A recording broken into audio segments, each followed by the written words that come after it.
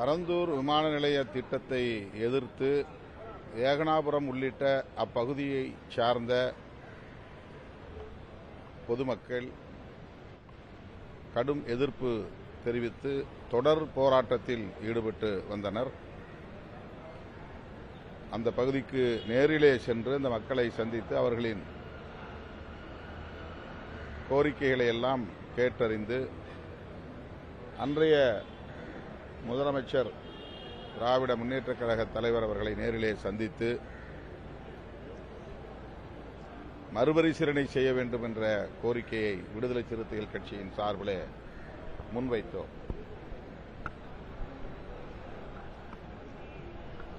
ஆனால் அந்த திட்டத்திற்கு எல்லா நடவடிக்கைகளையும் மேற்கொண்டு விட்டோம். ஒரு சில கிராமங்களை தவிர பிற பகுதிகளை சார்ந்தவர்கள் தங்களுடைய நிலங்களுக்குரிய தொகையையும் பெற தொடங்கிவிட்டார்கள் என்று அப்போதைய அமைச்சர் அண்ணன் ஏவா வேலு அவர்கள் விளக்கமளித்தார். அந்த பகுதியை சார்ந்த, குறிப்பாக ஏகனாபுரம் பகுதியை சார்ந்த மக்கள் எங்கள் கிராமத்தை ஒட்டியுள்ள நிலங்களை விட்டுவிட்டு அதன் அருகே அரசுக்கு சொந்தமான நிலங்கள் நூற்றுக்கணக்கான ஏக்கரில் காலியாக உள்ளன. அந்த நிலத்தில் தேவையான அளவுக்கு இடத்தை அரசு எடுத்துக்கொள்ள முடியும் என்று கூறினர். அதனையும் அப்போதைய திமுக அரசின் பார்வைக்கு நாங்கள் கொண்டு சென்றோம். தற்போது தவேக அரசு அந்த திட்டத்தை முழுமையாக கைவிட்டிருக்கிறது. மாறாக புதிய இடத்தை தேர்வு செய்வோம், புதிய விமான நிலையம் கட்டமைப்பதற்கான புதிய இடத்தை தேர்வு செய்வோம் என்ற உறுதியை முதலமைச்சர் வழங்கியிருக்கிறார். நமது மாநிலத்தின் வளர்ச்சிக்கு புதிய விமான நிலையம் பெரிய பரப்பளவில் தேவைப்படுகிறது என்பதிலே யாருக்கும் மாற்று கருத்தில்லை. எனவே முதலமைச்சர் அவர்கள் சட்டமன்றத்தில் அளித்துள்ள வாக்குறுதியை நிறைவேற்றும் வகையில் விரைந்து அதற்கான ஏற்பாடுகளை செய்ய வேண்டும் என்று கேட்டுக் கொள்கிறேன். தற்போது முதல்வர் வேறு இடத்துல செய்வார். அந்த பகுதிகளில் நீர்நிலை இருக்காதா, விவசாய நிலங்கள் இருக்காதா, அதே போல அங்கே இருக்கக்கூடிய விஷயங்கள் பாதிக்கப்படாதா? தற்போது இதே போல வீட்டு எதிர்ப்பு அந்த திட்டத்தை கைவிட்டுருக்காங்களா? ஸோ ஒரு விஷயம்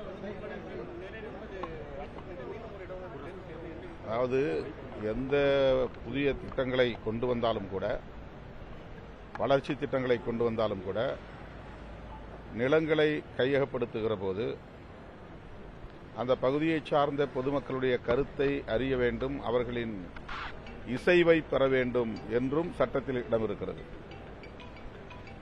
ரயில்வே துறைக்கு நிலம் எடுப்பதாக இருந்தாலும், விமான நிலையம் கட்டுவதற்கு நிலம் எடுப்பதாக இருந்தாலும், புதிய துறைமுகங்களை கட்டுவதற்கு நிலங்களை கையகப்படுத்தினாலும் அந்த பகுதியை சார்ந்த மக்களின் கருத்தை அறிய வேண்டும் என்பது சட்டத்தில் உள்ள ஒரு பகுதி. அந்த அடிப்படையிலே ஏகனாபுரம் உள்ளிட்ட அந்த பகுதியை சார்ந்த பொதுமக்கள் தங்களின் விளைநிலங்கள் பறிபோவதை எதிர்த்து தொடர் போராட்டத்தில் ஈடுபட்டதை நாம் அறிவோம். ஆகவே மக்களின் உணர்வுகளை மதிக்க வேண்டும் என்பது சட்டத்திலும் இருக்கிறது என்பதை நாம் நினைவில் கொள்ள வேண்டும். புதிய இடங்களை தேர்வு செய்கிற போதும் மக்கள் கருத்தறிய வேண்டிய தேவை இருக்கிறது. காடுகளை அழிக்க வேண்டிய தேவையும் இருக்கிறது. நீர்நிலைகளை தூர்க்க வேண்டிய தேவையும் இருக்கிறது. என்றாலும் கூட விமான நிலையம், துறைமுகம், ரயில் நிலையம் போன்ற போக்குவரத்து வசதியை அதற்கான கட்டமைப்பு வசதிகளை பெருக்குவதன் மூலமே மாநிலத்தின் அல்லது தேசத்தின் முற்போக்கான வளர்ச்சிக்கு வித்திடும். அது தேவையாகவும் இருக்கிறது. அந்த வகையிலே புதிய விமான நிலையம் தேவை. அதே நேரத்தில் பொதுமக்களுடைய இசைவையும் பெற்று அதை வெற்றிகரமாக நடைமுறைப்படுத்த வேண்டும் என்பதுதான் விடுதலை சிறுத்தைகள் விடுக்கிற வேண்டுகோள்.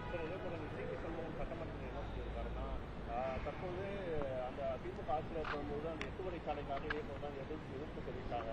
ஆனால் அரசியல் காரணங்களுக்காக அது கைவிடப்பட்டது. அதே போல தற்போது அரசியல் காரணங்களுக்காக தான் இந்த விஷயமும் அதாவது பரந்தூர் விமான நிலையமும் கைவிடப்பட்டது அப்படின்னு சொல்றாங்க. ஏன்னா நிதிகள் ஒதுக்கப்பட்டு பணிகள் தொடங்கக்கூடிய நிலையில அனைத்தும் எல்ஓசி எல்லாம் கொடுக்கப்பட்டு இது இந்த ரத்து செய்யறது முதல்வர் அங்கே போய் வாக்குறுதி கொடுத்ததன் காரணமாக தான் தற்போது இது ரத்து செய்யப்படுதுன்னு குற்றச்சாட்டு இருக்கு. அரசியல் கட்சிகள் தங்களுக்கிடையில் ஆளுக்கு ஒரு கருத்தை சொல்லலாம். அதனை எல்லாம் தாண்டி மாநில வளர்ச்சி, தேச வளர்ச்சி என்கிற அடிப்படையில் மேற்கொள்ளப்படுகிற இதுபோன்ற முயற்சிகளுக்கு பெருமளவில் பொதுமக்களின் குடியிருப்புகள், விளைநிலங்கள் பாதிக்கப்படாதவாறு அமைய வேண்டும் என்பதுதான் நாம் அனைவரின் கருத்தாகவும் இருக்க வேண்டும். திமுக கூட்டணியில் விசிக பங்கு பெறும்போது திமுக நிறைய திட்டங்கள் விசிக சார்பில் நிறைய எதிர்ப்புகள் தெரிவித்து போராட்டங்கள் நம்ம அறிவிச்சிருக்கோம். ஆனால் தற்போது தாவேகா கூட்டணியில் ஆட்சியில் பங்கு வகிச்சிருக்கோம். தொடர்ச்சியாக இந்த காங்கிரஸ் ஜனதா பார்ட்டி அதே போல கம்யூனிஸ்டோட மாணவர்கள் கணக்கெடுக்கணும்னு சொல்லி ஒரு உத்தரவு வந்திருந்தது. அதே போல திமுக ஆளுங்கட்சியாக இருக்கும்போது முதல்வர் என்ன பேசியிருந்தாருன்னா திமுக கொடுக்குற வாக்குறுதி எதுவுமே நிறைவேற்றதுதான் சொல்லியிருந்தாரு. ஆனால் தற்போது தாவேகா ஆட்சிக்கு வந்தது பிறகு பார்த்தீங்கன்னா 2.5 லட்சம் ரூபாய்க்கு குறைவாக வருமானம் இருக்கக்கூடியவங்க தான் 3 சிலிண்டர் சொல்லியிருக்காங்க. விவசாய கடன் மொத்தமாக ரத்து செய்யப்படும் சொல்லிட்டாலும் அந்த மாதிரி எதுவுமே ரத்து செய்யப்படல. நிறைய விஷயங்கள் தேர்தலுக்கு முன்னாடி முதல்வர் கொடுத்த வாக்குறுதி இப்போ தேர்வு கொடுத்த வாக்கு மாறா இருக்கு சார். இதுக்கு கூட்டணியாக இருக்கக்கூடிய விசிகாவுடைய கட்சிகள் எந்த ஒரு விஷயங்களும் தெரிவிக்கிறது. எதிர்க்கட்சிகளைப் போல நாங்கள் பொதுவெளியிலே எல்லாவற்றையும் பேசிக் கொண்டிருக்க முடியாது. நாங்களும் ஆளும் கட்சியில் ஒரு அங்கமாக இருக்கிறோம். நீங்கள் முன்வைக்கக்கூடிய கேள்விகளுக்கு பதில் சொல்ல எங்களுக்கும் பொறுப்பு இருக்கிறது. அதே நேரத்தில் ஆளும் கட்சி கொடுத்த வாக்குறுதிகளை நிறைவேற்ற வேண்டும் என்று வலியுறுத்தக்கூடிய கடமையும் எங்களுக்கு இருக்கிறது. அதனை எப்படி சொல்ல வேண்டுமோ அப்படி நாங்கள் சொல்லிக் கொண்டிருக்கிறோம். எங்கே சொல்ல வேண்டுமோ அங்கே சொல்லுகிறோம். எந்த வகையில் சுட்டிக்காட்ட வேண்டுமோ அந்த வகையில் சுட்டிக்காட்டிக் கொண்டிருக்கிறோம். ஆட்சிக்கு 100 நாள்கள் தான் ஆகியிருக்கின்றன. அதற்குள்ளாக வாக்குறுதிகளை இன்னும் ஏன் நிறைவேற்றவில்லை என்று நாம் விவாதிக்க முடியாது. எதிர்க்கட்சியாக இருக்கிற திமுகவே 6 மாத காலம் பொறுத்திருப்போம் என்றுதான் சொன்னார்கள். எந்த ஒரு கட்சி ஆட்சி அமைத்தாலும் குறைந்தபட்சம் 6 மாத காலமாவது தேவைப்படுகிறது என்பதை அனைவரும் அறிவோம். ஆகவே 100 நாளில் என்ன வாக்குறுதிகளை நிறைவேற்றிவிட்டார்கள் என்ற கேள்வியை எல்லோரையும் போல் நாங்கள் எழுப்ப இயலாதுதான். கூட்டணி விஷயங்கள் அரசு நிர்வாக ரீதியாக நம்ம